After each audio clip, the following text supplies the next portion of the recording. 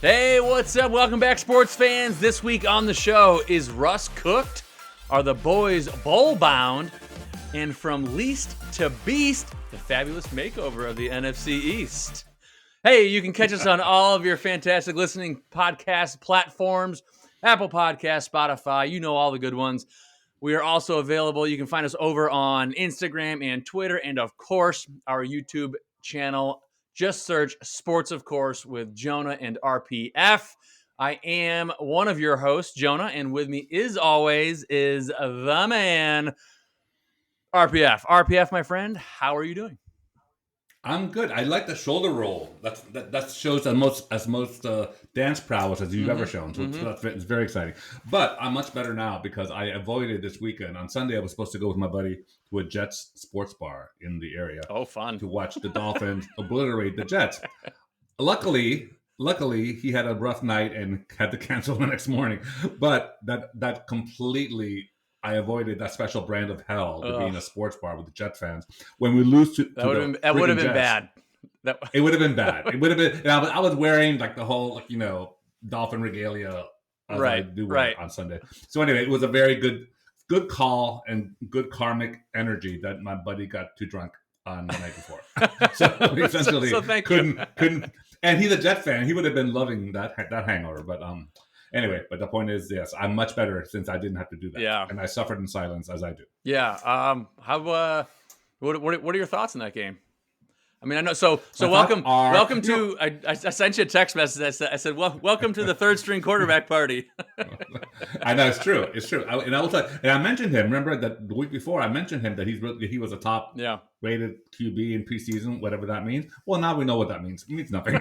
No, but the things I will tell you this: I'm of two minds. We were the Dolphins could not have played worse. Of course, the first play of the game, once again, we gave up points. And Teddy Bridgewater, which by the way does not have a concussion, but that's a whole different discussion. I'm actually would motivate him to be on concussion protocol. It's all over the Miami Herald today and everything. So I'm unfamiliar. What it was the independent spotter that said he stumbled and he didn't. It was complete. They're trying to punish the Dolphins for whatever they caused with the whole Tua thing. So they found Bridgewater, who basically bent over to tie his shoelaces. Oh, he's stumbling. Anyway, no, it's just not me making it up. I don't even care about Teddy Bridgewater per se, but when the Miami Herald's getting involved, Sports Illustrated saying this is complete BS. Anyway, the point is, on the side note, for me, I'm of two minds. I can take these losses easier in some ways when we lose by 30 than when we lose by 2. Right. We were winning, even though we could not have played worse for 3 quarters. Yeah. And we had a field goal attempt, 50 yards or so, to go up a point. We were down by 2. We're going to be up by 1, of course, once the field goal attempt missed. And then, the Jets scored, the powerful Jets scored 21 points in the fourth quarter, really exposing our bend, don't break defense as bend and over it. Yeah. And our third-string quarterback remembered in the fourth quarter, oh, yeah, I never played football before. I never played a real NFL game before. He goes, I should be really bad. And sure enough, I fulfilled that goal. Anyway, so the point is, I can deal with that easier than losing to the Patriots by a field goal. That would kill me, right? Whereas losing to the Jets, I mean, we get them the last game of the season. I'll see you then. And quick side note, it's not my bias. It's a fact. Tua's healthy. We're 5-0. So I'm okay with all of this. So I think we're heading into a stretch of the schedule that we can tolerate. So just to be clear for our listeners, that's actually not a fact. It is an opinion.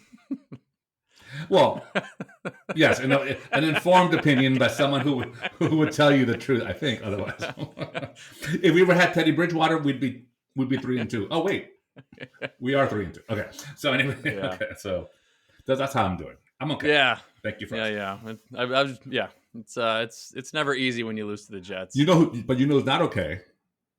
Russell Wilson. Oh my God. And the Broncos. Yeah. So let's get into our first storyline of the week. I don't even know how to lead into this. Like what the hell? I can start and you could fill in because I'm upset with the Broncos twice. I've literally watched 3 of their games this year from beginning to end, and they've been the 3 of the worst experiences. 10 hours of my life I cannot get back. And we do have to be clear. I want to preface this whole conversation with The coaches are awful. Like it's Well, this is what I'll tell you. This is what my point of view is.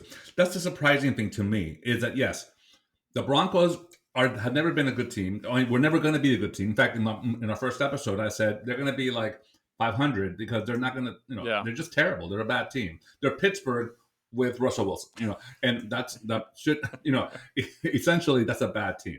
And the coaching being boneheaded and being inefficient, it's kind of sort of we knew that was coming. What's surprising is that Russell Wilson can transcend those two factors. That's the thing that makes quarterbacks great, from good to great. Sure. And I thought he was a great quarterback. In fact, his paycheck implies he's a great quarterback.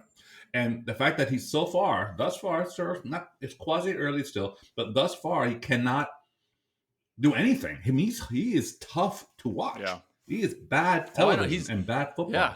He's my fantasy quarterback, and I'm like, wow, you're screwed. Wow, yeah, you're screwed. No, so my goodness. We are on the waiver wire this week. I am not watching any more of this. Yeah, it can only be worse if you actually were the owner of the Broncos paying it. That would make me more upset. Yeah, so my take on Russ is that I've always thought that he's a good, talented quarterback. I've always been of the mindset that he's not that he's a bad locker room person. He just seems really fake to me. Like his intentions just seem very calculated and very fake. I would be warning you, he's married to Sierra. They have a lot of fans. Be careful. They have a lot of fans? Sierra's fans are devoted, and they love the Russell. I'm just saying. How does that have to do with my opinion? Because you calling her favorite singer's boo as fake. Okay, well, I just want to. Let's give you regardless, when I listen to his press conferences, it sounds like all of his responses are just canned responses, and he's media trained for sure. I was watching the other day. And my first thought was he's like the Manchurian Candidate. Like he's just like, oh my god, he's just like programmed. Like meaning that he's programmed, and he's like, I was watching him on Thursday night, and he was saying how he feels bad that he's letting his teammates down, and he's just like, I feel bad for letting my teammates down. I should have done better. It was literally like a robot. Monotone.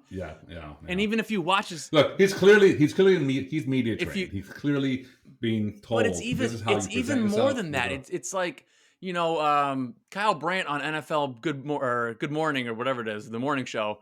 He brought up how when he works red carpet events, all these other quarterbacks come, like Mahomes comes by and they're like, and they shoot the shit, and Russell Wilson comes by and he's like, no, I can't talk. I'm not talking tonight.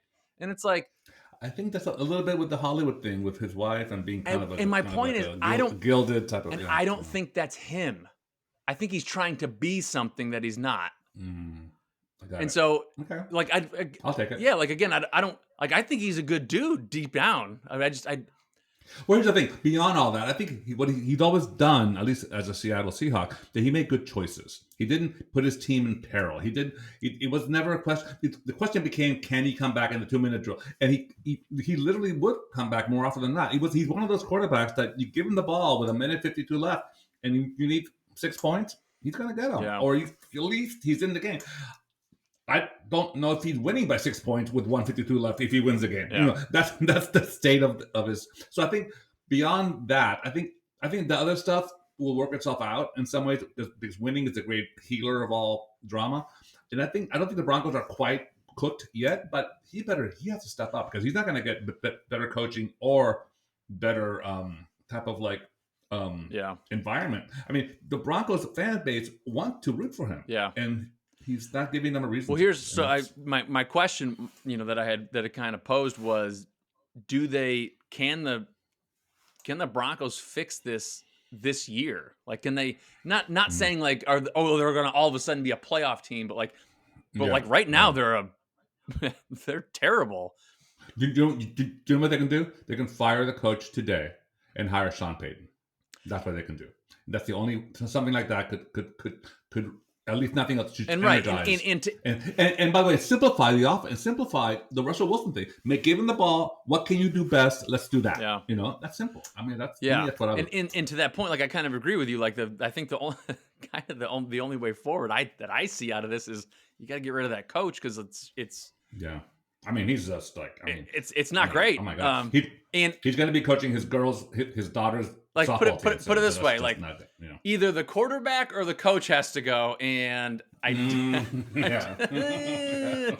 So I think you're right in the fact that like it's kind of looking like, hey, you got to get rid of the coach and bring somebody in. But my point is, you bring somebody in, and there's still a learning curve for their system and getting to know each other. And so I just think, but someone veteran like Sean Payton can actually I just feel take the kettle off the stove and let everything a little bit. But I'm just concerned for the Broncos that this year's just shot. Like it's just. I said I called it a 9-8 this year. Yeah, they're not that far from doing it. So I don't know. But we have to endure them like 17 more times on television. So on national television. So great. Yeah. Great. I feel like maybe I mean, that Thursday night game. I'm sorry, Amazon Prime on Thursday night game. We went from the Bengals Dolphins type of drama and all the highest rated game of the whole entire season so far on Amazon Prime, which was amazing, to this. I don't know what that was. It was this so rugby scrum that nothing happened. It was so painful. It was what was it? Even Al Michaels said something like, well, it could be worse. And whoever said, how? It was like, no, the color commentator guy from college football. Yes, whatever. Herb Street. Anyway, Herb Street said, and like, I'm like, well, I guess it could be worse. He goes like, no, it couldn't. No, it can't. I'm like, okay, honesty comes at last. Yeah. And poor Al Michaels was trying to say, I make $80 million here. I have to make this interesting. Anyway, so it's very interesting. It's very painful to watch. Yeah. Yes. It is. All right, moving on. Moving on. We can move on. We got the Cowboys. The Cowboys just continue to win. Do you remember episode 1 this season? That was like 9 years ago. Richard, I don't remember. No. I don't remember yesterday. I said the Cowboys in Super Bowl. Yeah. Here's the thing about it. I think I did too, didn't I? You kind of finagled your way there when you didn't have one. Oh, right. Said, yeah. Who's yours? I'm just not that high on the NFC. Well, here we are. And here we are again. Our expert commentary was not. But I will say this about the Cowboys, which surprised me, and then you can jump in if you don't mind. It's kind of it's a reverse of sorts. What we just talked about with Russell Wilson. I picked the Cowboys in Super Bowl because I believed all the factors were pointing to Dak Prescott having a breakout career-making year, right? Because everything was coalescing down that funnel of he's going to be great. This is the year that he's going to transcend, become more Aaron Rodgers and just take the Cowboys all the way to Super Bowl. Now, the fact that they're winning and winning and winning with a backup quarterback, in spite of Dak Prescott being on the IR and can't play, really bodes well for what I was trying to say. It kind of like, even without him. Yeah. In fact, with him, it was the worst game they played. So I think, you're probably implying like, is there some sort of QB controversy coming? I don't think so. I think Dak Prescott is once in a generation talent for Dallas. I think he's going to easily step in again and just kind of keep the train moving. I think the Cowboys are in the position to go Cowboys Eagles in the NFC Championship. If I have to pick one. Here's what I have on, QB controversy. My answer is, as far as I understand the timeline of Dak Prescott, my answer is no. And the reason I say timeline is if this plays out and he ends up going, sitting out 10 weeks or so, in 10, 11 weeks from now. But is it that long? I don't think it's supposed. A couple more weeks. I don't think it's supposed to be. But it's also your throwing hand, and it's also a ligament on your thumb. Like, a ligament in your thumb will heal in 4 weeks. And it's like, right, it will. Yeah, but can you throw a football? Right. So anyway, yes, he was supposed to come back in like 4. I think they said they're like, he'll be back. He'll be back in 4 weeks. Did you ever have that injury in baseball? No, it's just a completely different. The holding a football and holding a baseball is completely different. So it's like yours. A bad manicure can actually, yes, that's where we get most of our blisters is right underneath the fingernails if you don't trim them right. Oddly, still for you. Huh? Anyway, Um, I'm not sure what that means. I don't either. I think It could be all I know kinds where of you're things trying to going go with it, but I was just like, I'm not going anywhere with it. I do not put words in my mouth. I got in trouble last week, so I'm not going to say it. But no, so I'm just saying there could be a scenario where we find Dak Prescott out of the starting position for quite an extended amount of time, and in that time, like through Thanksgiving. yes, maybe, right? And let's take that for example. Let's say that he doesn't come back before Thanksgiving, and in that time, just hypothetically speaking, Cooper Rush goes, whatever 8-0 or whatever, whatever however many games that is, and all of a sudden, so this is exactly what happened to Brady and Bledsoe. Bledsoe got paid that year. He got that massive, it was the biggest contract in like NFL history. And then he got hurt week one or two, super early. Like three. Okay. And then Brady stepped in and ended up going like all the way through December. And then Bledsoe was ready to come back, but they had been doing so well. Bledsoe was ready to come back at the end of the regular season, and Belichick was like, no. And so Brady finished the season. Then they went to the playoffs, and Brady got hurt for, I forget, was it AFC Championship, I think it was, against the Steelers or something? Brady couldn't play. So Bledsoe started, played phenomenally, won the game, and then still played. And then Belichick was like, Brady. So my point is that like the timeline originally set out was like 4 to maybe 6 weeks.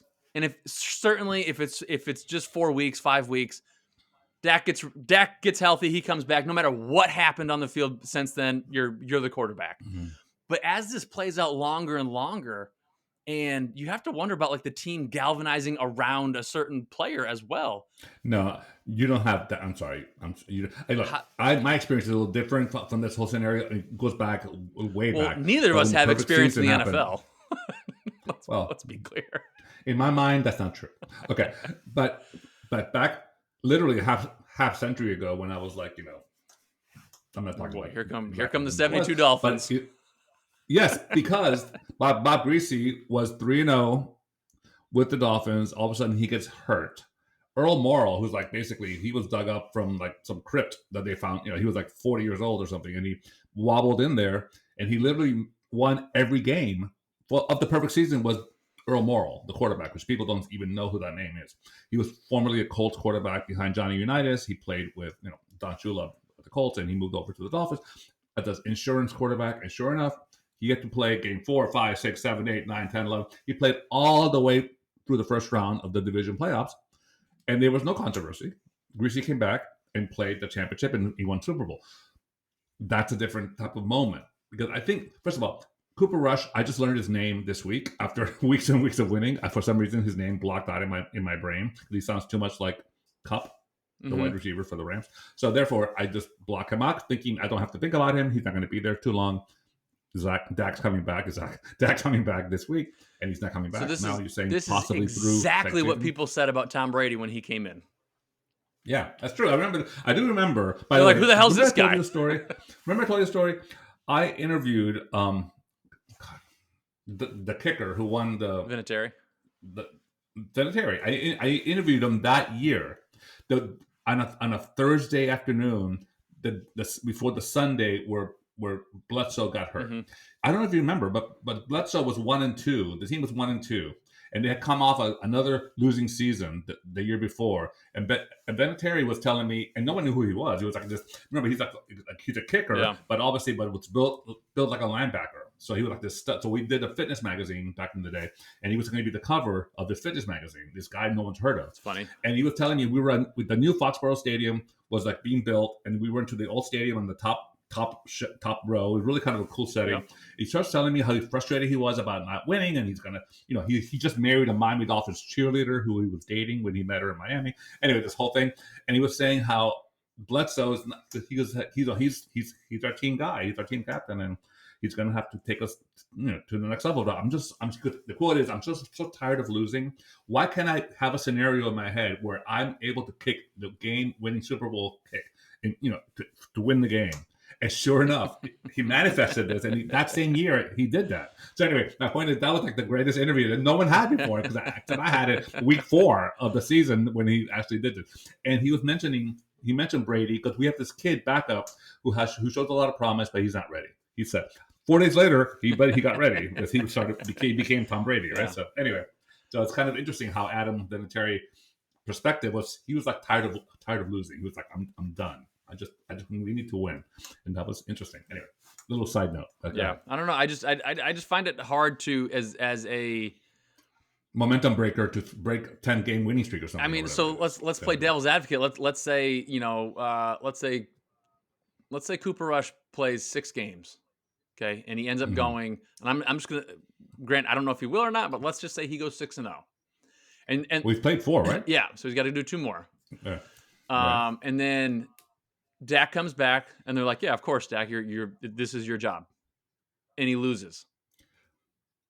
Then the controversy. But I will tell you, no, if he loses because of Dak, like 3 picks or a pick 6 or something, I will say this: the only way this becomes a national story, it becomes really controversial, is if Cooper Rush is quarterback on Thanksgiving, and the Cowboys have a phenomenal game, and he has a phenomenal game, yeah, or a comeback, or something unlikely. If he becomes a national conversation, trending on Twitter, then we have a problem for Dak. Okay, because that's going to be the only. Let's mark our calendars. I would mark. Yeah, I would. I don't know who they play this year, but it's going to be whatever that game is, which is all of America is sitting down with turkey watching that Cooper Rush do something extraordinary. It's going to be hard to shake that moment. How many memories? It's probably like the Broncos, and he's going to destroy them. well, listen, it could be. I mean, you know what? I'm going to Google that. Just keep talking. I'm not. If it's the Broncos, I swear to God, I would be like Cowboys.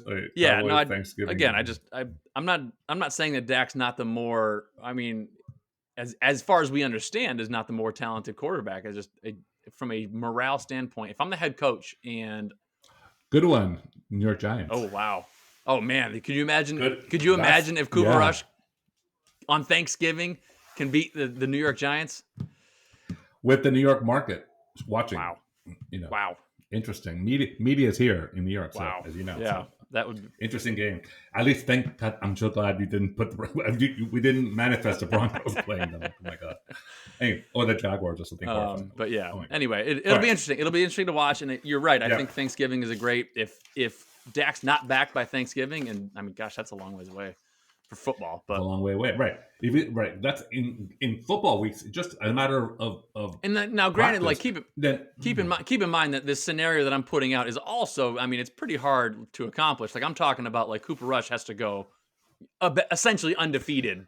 As soon as he loses, he's going to come back. He's going to come back to earth a little bit. He has to, you would think. You would think, right? But this is my point. You would think that, but I'm just saying, the team's in the event that it doesn't happen, and we are now on the doorstep of December, and the Cowboys are like, 11-1, and you're like, oh man.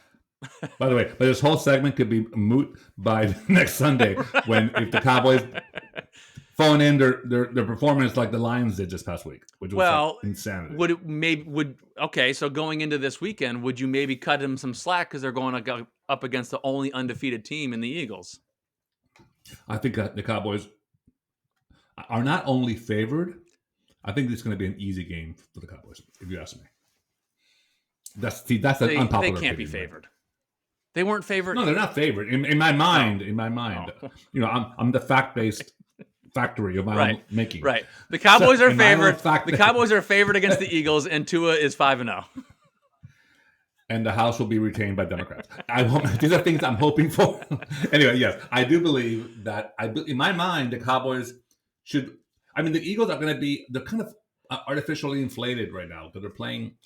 We talked about this. I think the Cowboys could really, if not a blowout, it's definitely going to be, I think, a 10-point victory for the Cowboys. Well, this is perfect. I mean, we've brought up the Giants, we've brought up the Eagles, and my next topic. In fact, I'm going to do my CBD. Oh, okay. My CBD facial spray. Oh, wow. I mean, that was like product interruption. That was. I mean, are we getting paid extra for this? It's what is it? Highline Wellness. It's really good. The CBD facial spray. It's delightful. Go ahead, John. So we've now brought up the Giants and the Eagles, which is essentially leads us into my third topic, which was the NFC East. The NFC East has all of a sudden gone from the NFC least, the laughing stock, to now like the NFC beast. We've got 4-0, 3-1, 3-1, and then obviously our good old Commanders, whatever they are. Well, someone has to be beating up on somebody, right? When did the NFC East become the AFC West, right? I mean, yeah, upside down world has entered the realm here. The AFC West was supposed to be like the monsters of the football world, and the NFC East literally is a race for the bottom. Who's gonna have a winning record at all to be able to win the division? I mean, I'm not entirely convinced that it's gonna continue, but I'm here for it. I want it to continue. Yeah. I want it to be. It makes it fun to watch football. Of course it does. It makes it and that's so going into Sunday night's game, the Cowboys and Eagles, that's essentially the primary reason I'm rooting for the Cowboys, is not necessarily to see the only undefeated team finally lose, but to see. Well, that's my motivation. I understand, but to see obviously if the Cowboys can win and the Giants can win their game, I don't know who they're playing. We'll go over that. The Bills. Oh right, no, the Bills are playing the Chiefs. Oh no, you're right. I'll Google it. The Giants again. But anyway, and the Giants can find a way to win. All of a sudden, we've got 3 teams at the top at 4-1. And that game, that division just becomes, massively interesting. It goes from, I guess to be fair, I was gonna say it goes to massively interesting. The Ravens at the Giants. The Ravens, that's right. Yeah, that's Ravens. God, how hit or miss with the Ravens, but I was gonna say, how fascinating does this division become with all these teams at potentially 4-1 at the end of this coming week, or 5-1. But then I retract that immediately, because even though hang on, even though it was the NFC least, wait. We stand firm until we don't. Listen, we stand firm. No. Or I was completely wrong. No, I'm retracting it, because even though they're the NFC least, it was still one of the most interesting divisions to watch. Because any team at the end of the year, any team was who's going to win? I mean, that division could not beat Alabama, a Nick Saban Alabama team. So now they apparently can. So that makes it interesting for everybody.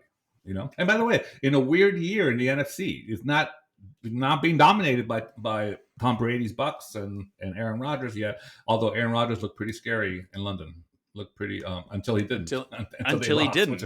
So the Giants. We don't even really have that game on our docket of conversations today. But I hate Aaron Rodgers.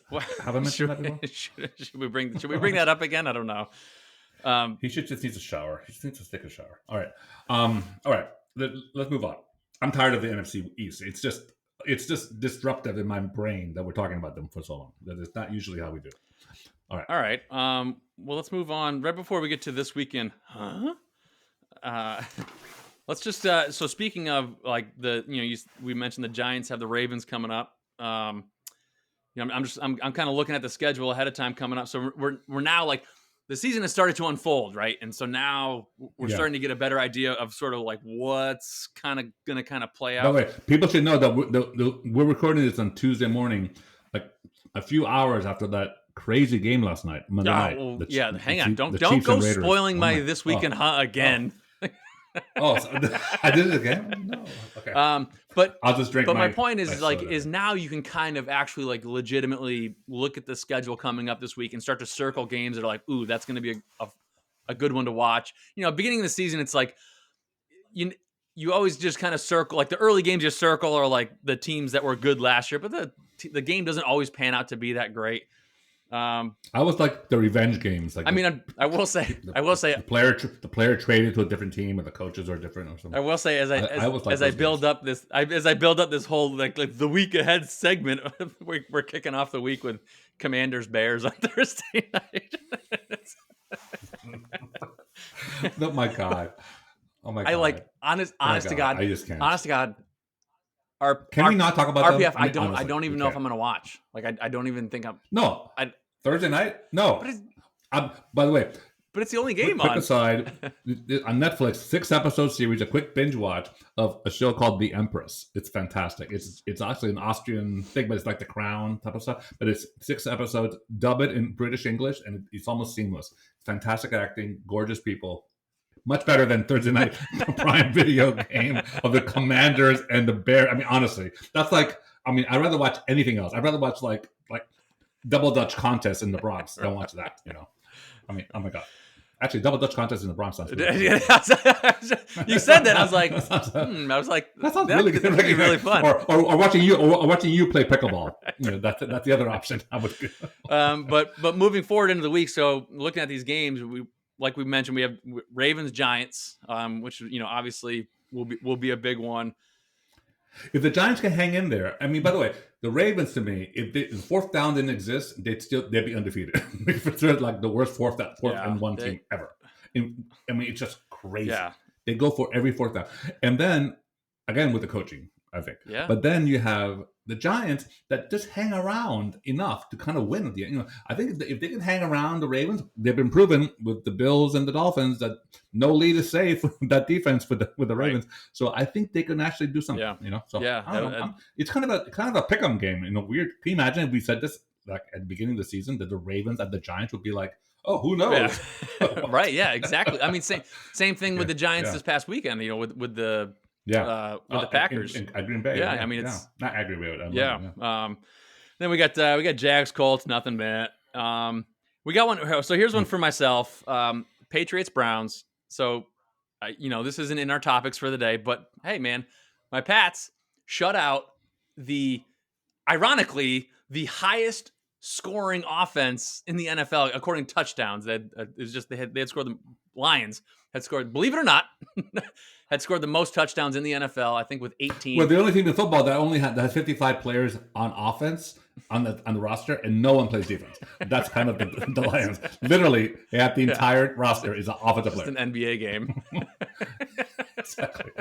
They have exactly. They have. But we're as a Pats fan this year, we're taking wins where we get wins, in meaning not necessarily the W's and the L's, but like the win, like we shut out a team, and like that's something to be said. And my point is, the Browns are like they're wishy-washy a little bit. So, man, if we could sneak out another win and all of a sudden be back to 500, I'd be like, what? Like, it would be impressive to me. Yes. I mean, so obviously, I think the Patriots. By the way, I'm arguing a bit what you're arguing for the NFC East. I think at the end of the season, when we look back, this whole discussion that we're having with the NFC East, I think it's going to be swinging over to the AFC. Sure. I think the Patriots are not as bad as we thought. Right. The Dolphins are going to be a little bit better than most people thought. Not as good as I thought, perhaps. And then the Bills are coming back to earth a little bit. The Jets are surprising some folks. Yeah. So it's going to be interesting. That mix could be interesting. I can agree with that. We got Bengals Saints. That's meh to me. I don't know. I think Saints win that one. Also, a bit of an upset there too. Yeah, they could. Bucks Steelers. Meh. Oh no, Bucks will win 42. That's what I mean. I'm saying I'm trying to. We're going over the games that we're going to circle here to like. Ooh, God, I'm so glad to be vindicated. How bad is Pittsburgh? Jesus, oh God, it's bad. They're bad, man. And I feel bad because for Trubisky. I feel bad because there's such a storied franchise and it. No, but listen, okay, like the same shit with the Cowboys and the same shit with the Patriots. You had your run.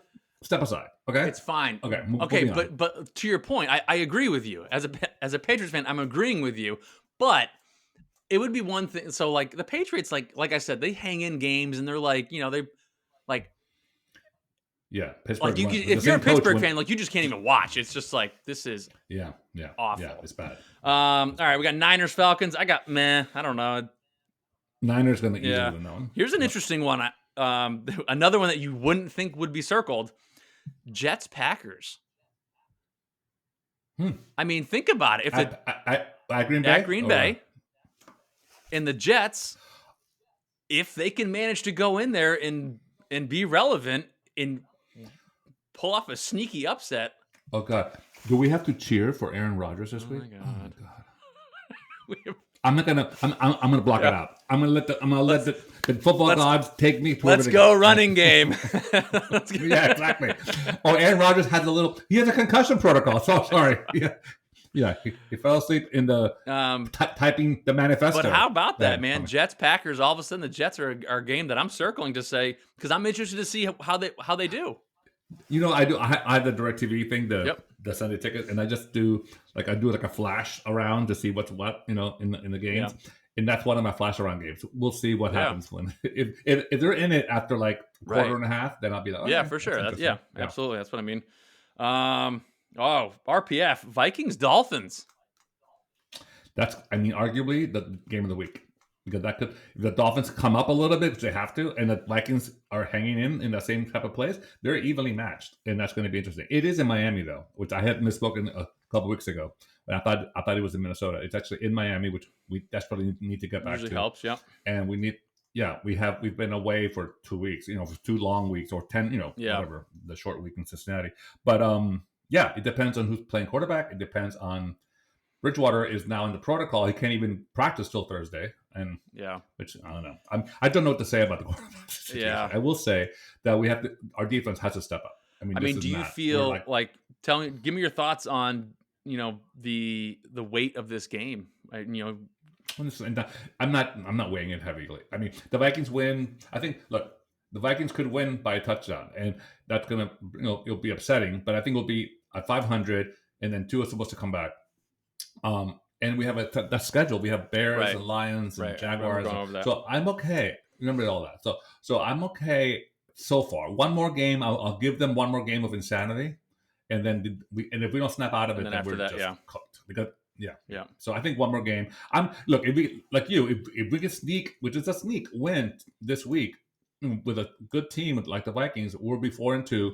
And then getting into the meat of the season, where we should be winning games handily. So, you know, I'm gonna look. I think 4 or 5 losses is the most we should do given our schedule, and our talent, and we're already at 2. So if we have 3, then we have to kind of run. We have to kind of run the board, which we did last year. If you remember, we won 8 straight games. Yep. With a much less talented team. So. I don't know. You just gotta watch out, Richard. I don't know. You lose this one, we win. We beat the Browns. We're both 3-3. Oh boy.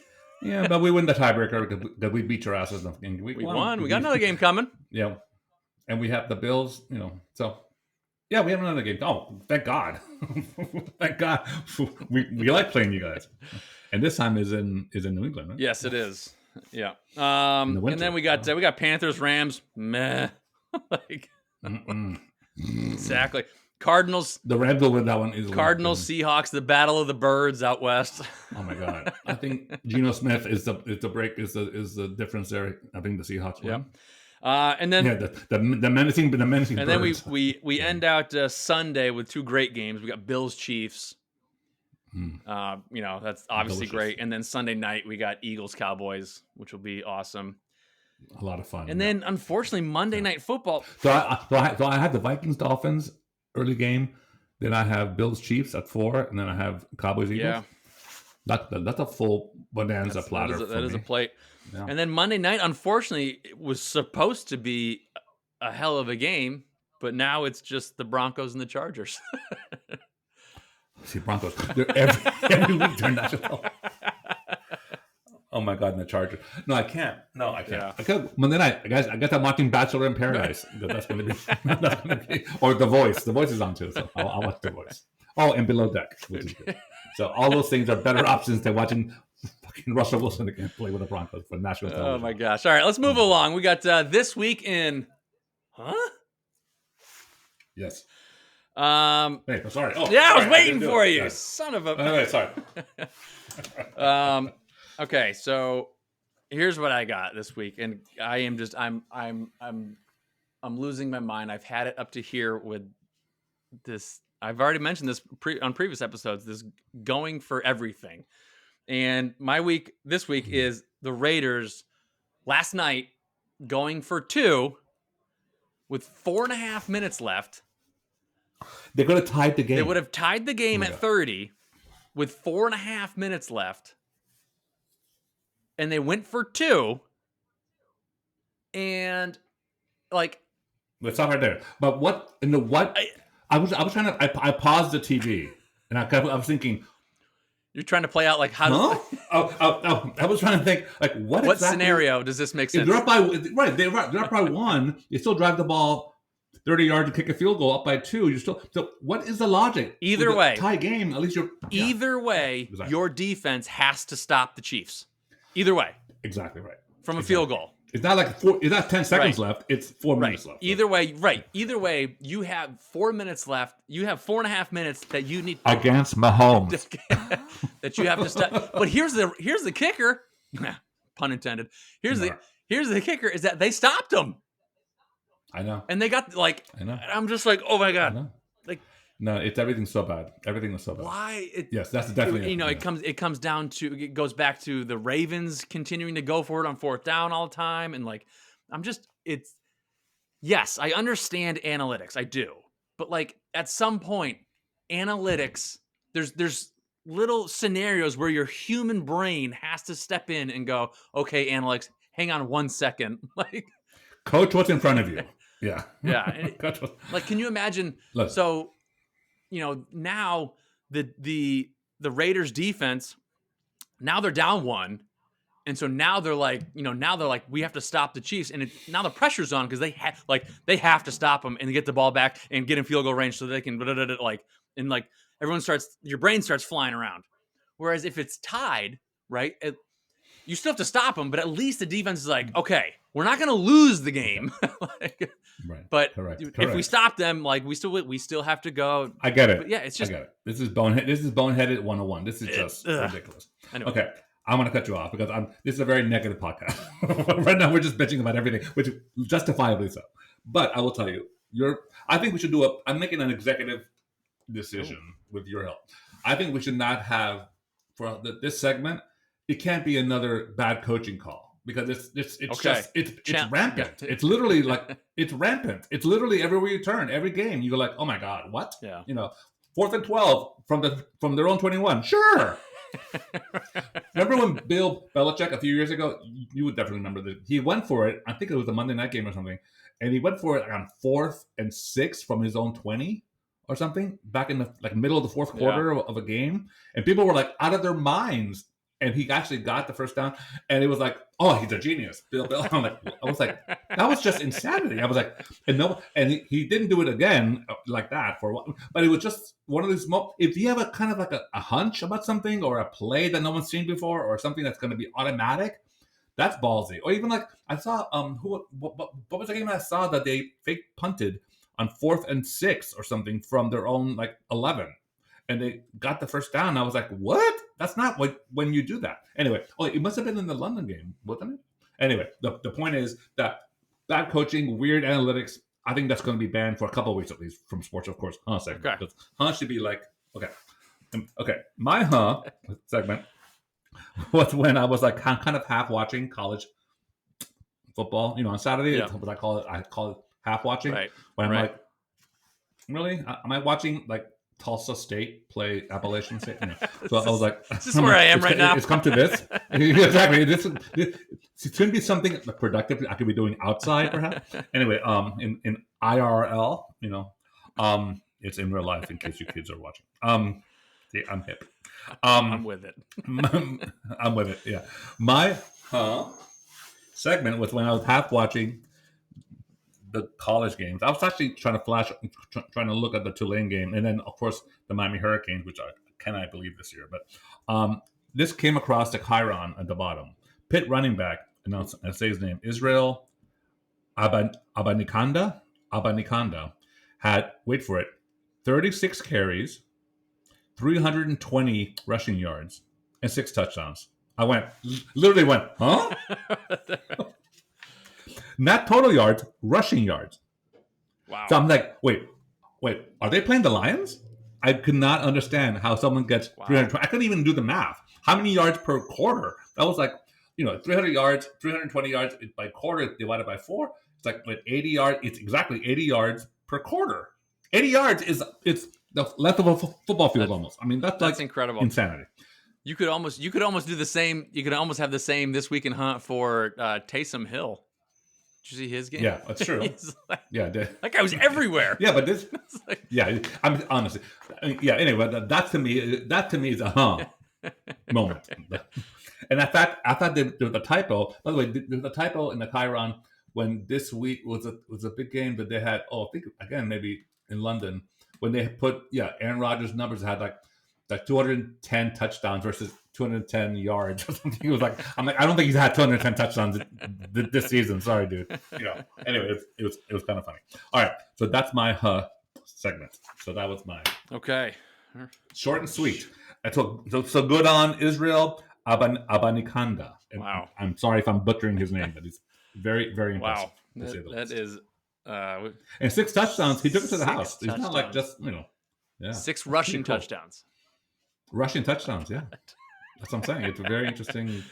I mean, we could be saying his name very soon all over the NFL. Israel, Could be. The Holy Land. RPF. Tell me. Yes. Let us know what's on your mind right now. Let's get into some RPF right now. I'm thinking about your hair product, but that's something else I could talk to you offline. I had to cancel. I had to cancel. I had to push back my hair appointment because we were recording. I'm thinking. I wish no one ever talks about my hairline, but that's okay. All right. So I'm thinking about right now. I mentioned it just briefly. The Tulane University, my alma mater, is unexpectedly, to say the least, 5-1. I mean, for the first time, I think since dinosaurs were roaming the earth. I mean, it was just we've never been 5-1, at least in my memory, and it seems real this year. And it's just, in fact, I even sent you a clip of an amazing touchdown catch that Oh yeah. You sent me a clip because you're like, here, this is the stadium I was talking about. No, I said here's the. I didn't. It was implying a great catch, but also look it was like one of the pretty most stadium Tulane has. In fact, I would say be looking for that catch on this coming week's You Got Mossed, or because that was That was the receiver was much taller than the DB, and he just kind of reached above him and grabbed a 60-yard pass. Right, it was like here it is. Like he felt like he was putting the ornament on top of the tree. It was. I thought it was like the older brother, holding the ball over the younger brother. Oh right. That sounds like personal experience. Yeah, maybe. Yeah, it sounds like a trauma there, a little PTSD. But I'm thinking about it. I'm thinking about also my friends who are long suffering New York Mets fans. Oh, geez. And this is where I'm going to segue into baseball. But I will tell you this: as you and I are both, I've been my whole life a Red Sox fan, and for so many years until 2004, we were just the curse and the Babe Ruth thing and the whole thing.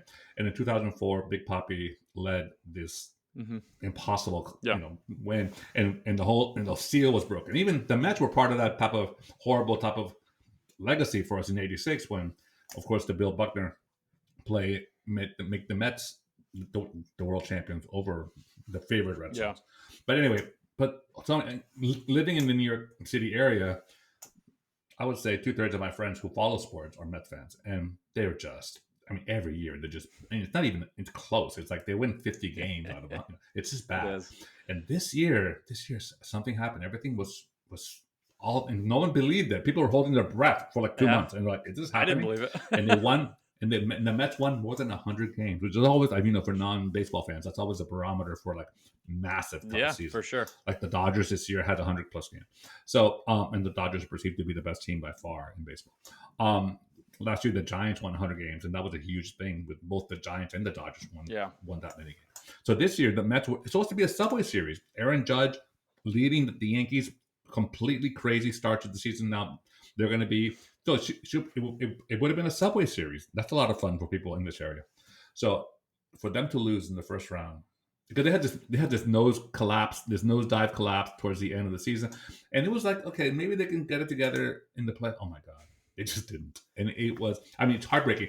Every year it's like, oh my God, close but no cigar. Next year we'll get them. All that stuff that you hear as a long-suffering fan of any team. Yeah. This must sting. And I'm not, look, I don't care about New York teams in general. As you know, the Yankees can go suck a cucumber. I don't care what they do. I think the Yankees are completely like the Devil's team, like Satan roots for the Yankees. But the Mets, for some reason, even though they beat the Red Sox in that World Series, and they're just hard luck, and they're kind of just they seem like nice guys. They seem like nice guys. I feel bad. I genuinely feel bad for the Mets.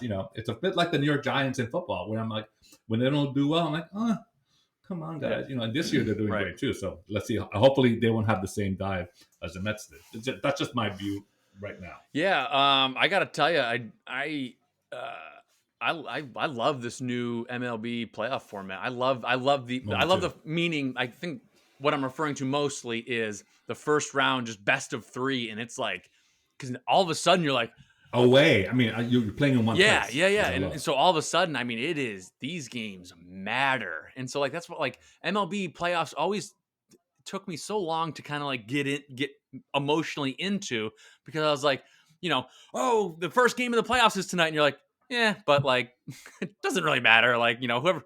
Mind you, this is a former Major League Baseball pitcher. This is someone who played the game professionally. Although you can argue that the Royals and Pirates, professional-esque, but still, you could still esque. Right. He still made his MLB. Right. I played quadruple A. Quadruple A. That's funny. I've always joked, meaning like Mean Girl stuff. That said, Jonah Bayless is the only baseball card that says he was a closer for teams who didn't require one, because they're never winning. But anyway, I loved. I loved it. That's mean, right? Is that mean? Fine. Okay. I mean, then I didn't go it's far not enough, mean. It's clearly, not mean if it's true. No, but I certainly didn't play baseball, so I'm a little jealous. But yeah, I just, because in my case in point was it was the second Mets game, and so in the past it'd just be like, oh, game 2, they lost the first game, and I was getting ready to go to bed, and I was like, I'm gonna go to bed, and I was like, oh, the Mets are on. I was like, oh yeah, and then I was like, that's no big deal. I was like, but wait, no, this might be it. And so like all of a sudden, there's excitement, and the excitement happens out of the gate, and it happens fast. And now you get down to the 8 teams, and now you expand it to a best of 5, but still not the best of 7. And then once we get to the best of the best, then you go best of 7, and we play this thing out. I think they finally got it right. It took like a century, but I think they finally got it right. I've been on the edge of my seat that first round of playoffs. The thing bothered me, like before, the past couple of years, like they play 162 games, killing themselves to get to the playoffs. Yeah. All of a sudden, they play a 1-game elimination. That wild card game, a squirrel running in the outfield could distract you and lose the whole season. I mean, how did that happen? Well, that was but the point is that I think best of 3, you get something if you get a better record, right? So you're at home for a 3-game series. I think it's great. And then you as the visitor, you snuck into the playoffs. Okay, then prove it. Beat that team at home. Right. So I think that's a great format. I think it's really good. Really good. Well, by the way, I haven't noticed in extra innings, did they still put the runner on second base, or do they play out the inning? Okay. No, that just makes me nuts. I don't think so. The new wave. I don't think so. No, it couldn't have, because even the first round was incredible, and that one game, 15 innings, that wouldn't have happened if they had a runner on second. See, that to me, that's fun. That's kind of that's part of baseball that should not be tainted with. Yes, I agree. I hope they reverse that thing. Yeah, I agree. I got to be honest. I agree. Playoffs, I agree. Regular season, like overtime in football for the playoffs. Dude, regular season, change the rule. Regular season baseball, play a full quarter. Regular season baseball, honestly, I don't really need to see a team going 15 innings. Like, I just, you're just anti-baseball. So I think I'm if pro you have the entertainment for the pitcher. if you get rid of the pitching batting, and you put on the DH, and you put on the pitching clock for these people who are like touching their jock every 10 seconds for no apparent reason, except maybe let's check the jock if there's just Vaseline there. So, by the way, did you see the ear check for the pitcher? I did. I did see the ear, like a little gorillas in the midst, like they were kind of like grooming each other, like on top of the tree. Yeah, the umpire was like. Speaking of which, did you see that? Please, I don't know if you've seen it. This clip that's gone viral from the Giants game in London. I'm not sure which player it was. A player was apparently his hamstring or some area near the groin was hurt. So the player, and I'm not making this up, please don't look at me with your cocked eyebrow. You always look at me with like with skepticism. The player, and please Google this, everybody. The player, an African American, young player that looks really fit, apparently, took he rolled his pants down, exposing his buttocks to the camera. The coach, they're both facing the field, but they're towards the back of the bench, but the crowd could see what's happening. The coach is literally making this movement into his groin area repeatedly. Other coaches come up to talk to them, and they're just answering like nothing's happening. And literally, the bug eye emoji is popping up all over America. I want you to Google this, please. What? New York Giants player getting his groin massaged on the sideline, with his ass exposed to the entire crowd in London. It's not. I'm not making this up. It's literally like, talk about that should have been my hump. I was just gonna say. I was like, what? That's it. I mean, yeah, the guy had a good game, 6 touchdowns. It happens again. This doesn't happen. I mean, I don't know what to say about it. Besides, I do. I mean, it was not Pornhub. It was ESPN. Okay, I'm just saying. That's funny. Please Google this. In fact, Jonah, I want you to do that when we hang up here. When we get up, because it's literally. I mean, for me to say it this carefully, I don't know. I pray to God I did not see what I just saw. And you can't. And here's the best part: you cannot see it. It's forevermore. No. And no, by the way, it looked like they were having tea at the Ritz. Completely calm. Right. Nothing to see here. And I'm like, is there something to see there? I mean, that's very. And I still don't know who the player is, and I don't know if he is married to a lovely lady or not. Okay, moving on. All right, hey, let's move on to our lightning round. Let's get to. Yes, and this keeps us. This has been a very interesting. This keeps us. This will keep us in the umbrella of baseball, and so we've got 8 in a rain delay. We've got 8 teams left in the playoffs. Yes. And so we've got Dodgers, Braves, Phillies, Padres, Yankees, Astros, Mariners, Guardians. And what? Can anyone beat the Dodgers? That's the so here's what I'm going to do. Here's what I'd like to do with you, RPF, is I'm going to name a team, and regardless of whether you think they're going to win the World Series, you're going to tell me, this might get tough at times, you're going to tell me the key to them winning the World Series. Okay, that's advanced math. Okay, I mean, it can be a player. It can be I get it. It can be a home field advantage. Okay. It can be. I understand. Okay. The rules are clear. Okay. All right. Well, then let's get started here. Here's a nice layup for you. Dodgers. I think Freeman becomes Freeman again. I think he's going to go Mookie becomes Mookie as always, and Freeman becomes Freeman at last. Do the Dodgers, if they don't, they need to. Do the Dodgers, when Freeman comes up to hit, do they just have the clip from Braveheart kind of like sort of like dubbed over? It just goes, Freeman! That would be awesome. Because they have that could be specific. They have the Dodger blue like face paint. Like yeah. Fantastic. Dodgers. Yeah. I think cultural appropriation might be a problem. Yeah, might be an issue there. Are we back to a cultural appropriation on the show? I don't think a Dodger, whatever that is, from LA would be like in Scotland. So maybe in the Highlands. Maybe we'll tease next week's lightning round with we're going to do the same mascot game but with baseball. By the way, very popular segment for us. I think we should definitely do all and then we do NCAA. Okay. We can do all kinds of things. Perfect. Yeah. Basketball, the Wizards. Again, we can talk about that. Woo! The famous magicians. Exactly. Here's a rabbit. How about a victory instead? Okay. All right. But we digress. All right, we do digress. Moving on, we'll stay in the National League. Moving on to the Braves. I think the Braves are sneaky. I think they got a bad luck of the draw with the Dodgers, but I think they could win 2 of the 5. I think the Braves, to me, as I'm looking at these teams, the Braves to me strike me as that team that's just hot at the moment. And your buddy's pitching. Well, that's reason number 2 is Jesse Chavez. Okay. Jesse Chavez will lead any team. By the way, he gets more mentions than Aaron Rodgers on his podcast. Rightfully, Jesse Chavez, which, by the way, sounds like a character from Facts of Life or a porn star. I'm not quite sure which one, but Jesse Chavez, it sounds like somebody that I actually know, and I don't think I should know in a weird way, like he's on parole or something. But he's actually your buddy, who's like the most traded player ever. Yeah, and he's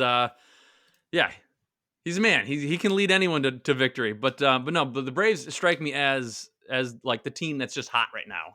Like they end of the year they win and they swept the Mets to get the advantage. And I agree. I think this is a series to watch, and this could be like this could upend all what we know about baseball if the Dodgers are caught. But now we get into tough ones because like the Phillies, because I don't think they're going to win. But if they were going to, how would they win? Harper.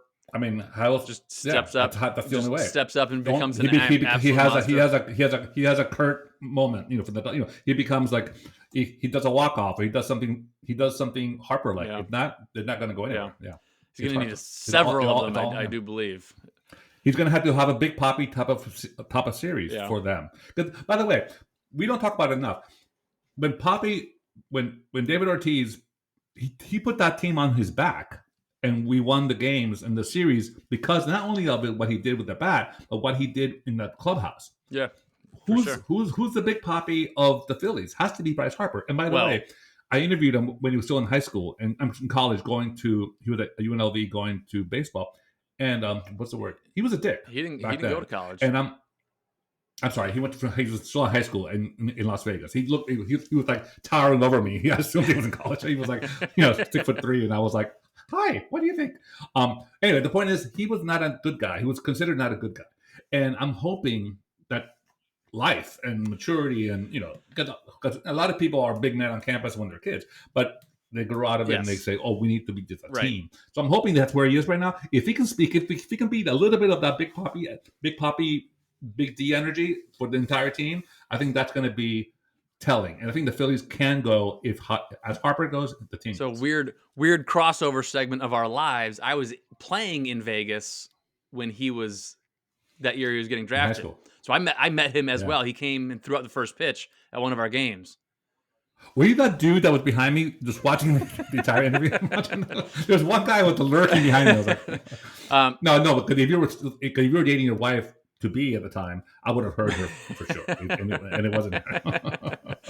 She's a big fan. But no, what did you think about him? He came to the clubhouse, and after he left, the entire team said, "Who the fuck does that guy think he is?" Exactly. He thought he was already like Mickey Mantle or something, and it was so weird talking to the kid. He was like 17. And so watching his career kind of early. Wait, did you see my high pitched voice? 18. That was okay. Got excited. I did get excited. But watching his career early on, we start to see like he's getting in scuffles in the dugout with teammates, and I'm like, God, what is this? This can't be good. And so to your point, you said he needs to be the big Poppy of meaning he needs to be the clubhouse guy. And listen, I'm all for people change and people get better, and I hope he did. I hope that he has become the guy in that clubhouse that everyone looks up to. Yeah. But you never know. Think about it. In any clubhouse, is it obvious? In any clubhouse, who is that guy? At least not overtly. I think unfortunately, some clubhouses just don't have them. Period. Yeah. It's because it's a combination of performing and having the gravitas to say, I can carry this team, but I need your help, versus we all kind of suck. Let's all bond together. Which, by the way, the Red Sox have done both. They've done like the idiots year. When everyone was kind of like vaguely in the middle, and we all just but together they were really strong and unbendable. That could be also a very it's a combination. That could work too. It's a combination of talent, humility, and personability. And luck. No, I'm saying to be that clubhouse guy. Oh, got it. To be the clubhouse. The clubhouse guy. You need talent. You need humility, and you have to be a person. Like you have to have some sort of character. And empathy. You have to have empathy, because everyone has a different story. Everyone has a different excuse. Sure. I call it excuses. Sure. We all have an excuse. I have an excuse for everything all day long. My boss or my whatever, I'm always like, I'm ready to go for the defense. I'm always ready for the defense. I'm ready for trial. When in fact, sometimes I'm just have to, get my shit together and just do it, right? And that's what the leader does. The leader understands that the excuses are coming, but this, but that. But how do you? Okay, I get it. I feel that. But how can we get around that? And that's what Big Papi has. Yeah. That type of empathy meets also he's funny. Well, that's what I mean. Kind of like You need some sort of character. Him, like you can't. Correct. You can't be a dud. Okay. Good. Moving on. Our lightning round is taking like 10 minutes. And this is like a slow thunder round. Rolling. This is like the rolling, like a hurricane's coming tomorrow round. Welcome to the rolling thunder round. All right. Yeah. All right, RPF. Here you go. The Yankees. I mean, you just refuse. If they don't make the World refuse Series to answer and win, no. If they don't win the World Series, it's not a good season for them. Even Aaron Judge. I agree. They have to win the World Series. I agree. Yeah. Has to be. If it's not a Yankees-Dodgers World Series, we all lose as sports fans. It has to be. I want to see Aaron Judge in Dodger Stadium just laugh at the left field wall. just point to it and go, yeah, okay, I got this. Astros. I mean, they're the team. I think we're tired. They're playing the Generals. Or whatever, right? I had it right here. They're playing the Mariners. Oh, they're playing the Mariners. Oh, the Mariners, they're inspired. I think the Mariners are. I hope so, man. Me too. Oh, I'm so tired of the Astros. Aren't you tired of the Astros? I have the yeah. I'm tired of their fans. I'm tired of that color scheme. I'm tired of that stadium. I'm tired of that smugness they have. I'm tired of that 2'7" all-star they have. I'm tired of everything. Yeah. I'm tired of all the Astros. The Mariners. Okay, so I have the Braves. The Braves are my team that's hot right now. The Mariners are my Cinderella team. Like, come on, guys, let's do it. I think. Can we say are the Mariners and Yankees possible in the ALCS? Cool. I think that could be cool. fun. Yeah, the other one is the Guardians. They got the Mariners and the Guardians. The Guardians, I think, also the Guardians stepped up too. So, and the Guardians are playing whom? So they're playing the Yankees. Oh yeah, so they're done. So I think it's going to be all right. The Yankees and Mariners and Dodgers. Who do I think? You got and the Phillies are playing whom? Braves. Yeah, and the Phillies. So I think I've got the Braves are if I'm being objectionable, I've got objective. I've got objectionable. You've always been objectionable. I mean, it's always been the issue. Objective. I've got Dodgers, Braves. I mean that's logical. And then I've got the Yankees beating the Guardians. And then man, my heart wants me to put the Mariners in there. I think so too. I think the Mariners are in there. I think Mariners. I hope Yankees, they got something. I mean, Dodgers, Braves. I think that's exactly right. I think Dodgers, Braves, and Yankees. If Mariners, you watch that, which means if you watch that first round comeback that they had, where they were down 9 to 3. Crazy. They were down crazy. Yeah. And just it was Dolphins Ravens again in baseball. It was crazy. And just chipped away, came back. It was. Yeah. They've definitely got some bottom Cinderella line going. Go ahead. Headline is if Yankees and Dodgers don't go to the series, it'd be big news. And whomever steps up could step up. But this moment, if Harper can have a miracle series, if MVP type series, if the Braves could shut down the Podenoff. I mean, I think it's a matter of if Freeman can be Freeman and Mookie can just be a little bit of Mookie, I think Dodgers are in easily. And then Dodgers Yankees. I mean, as a fan, that's a fun series. Yeah, and if Chavi can just start every game for the Braves, I think they'll win. So, hey, we've had a great show for you today. It's been fantastic. Thank you so much for listening. Jesse Chavez for president. All right, thank you very much. It's been great. Yeah. Hang on, but I'm still thinking about that. What's that job title? Like what? Groin rubber for the guy who's like massaging the dude on the pot. I mean, I don't even know what. I guess like he's probably the junior trainer. I believe like when everyone's. I believe historically. Maybe he's being. I believe historically they call it a fluffer. I think maybe they're like kind of like hazing him. He's the new guy. Hey, listen, you know what'd be fun? Take his pants down on international television and rub his groin in front of everybody, and we'll act like nothing's happening. Okay. Please Google this, people. It's worth the 10 seconds of we gotta go. Of your therapy. You'll be in therapy for a long time. You can find us on all of your major podcast listening platforms: Apple, Spotify, Podbean. We're also on Instagram and Twitter, and of course, our dedicated YouTube channel. Just head over, search Sports, of course, with Jonah and RPF. You'll find us there. Hit the like, share, subscribe, follow, all the things. It has been quite the week. RPF, yeah, there we are. Product placement. RPF. It's been a blast. I'll see you later, man. It's been a fun one. All right, man. Take care.